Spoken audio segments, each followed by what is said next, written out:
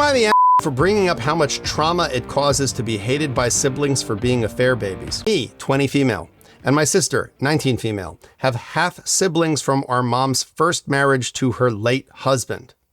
Just give everybody a second to do the math on that. Okay. When her late husband was terminally ill, she started an affair with our dad, and her kids found out about it. I was born 2 years after mom's first husband died, but in the eyes of my older siblings, me and my sister were affair babies, and they hated us for it. They told us every chance they got that we were disgusting, and we should never have been born, and that our mom and dad were disgusting.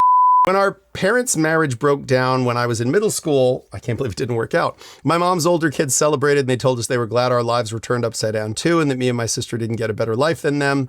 They said that we didn't deserve it, and they hoped we would end up orphans because it would let us rot in foster care. We did lose our dad 3 years after the divorce, and mom became an alcoholic. They love that mom is ruining her life, and it was the last contact we had with them, but they were all completely grown and married by then. We were having a dinner party with my paternal family and my boyfriend and his immediate family. During dinner, a couple of relatives asked me and my sister if we tried to reach out to our older siblings recently and suggested it would be good for us.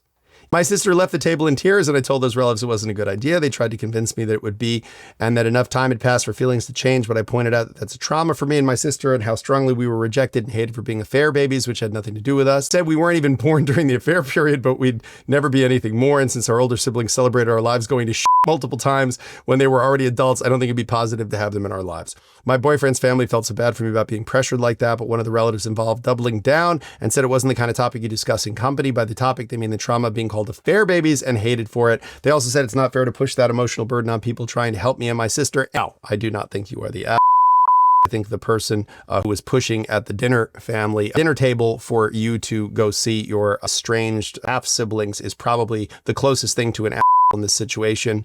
It sounds like your half siblings are probably and they're probably very angry, although I don't think they're angry at you. Half siblings are probably and they're probably very angry, although I don't think they're angry at you. I think they're angry at their mother. They're angry at their father. They're angry at the situation. And sometimes when you're that angry, it doesn't have any particular direction. It just sprays and sprays all over the place. So look, I think the idea of having toxic people in your life, and that it's bad to have boundaries, and it's bad to not make peace with step or half siblings. Don't know that that's true. But even then, I think that if someone has a truly toxic presence in your life, when they are cheering for your failure and they are sad to see you succeed, and they are very open about their desire to hurt you with words and with deeds, it is okay to cut those people out of your life and to not try to reach back out.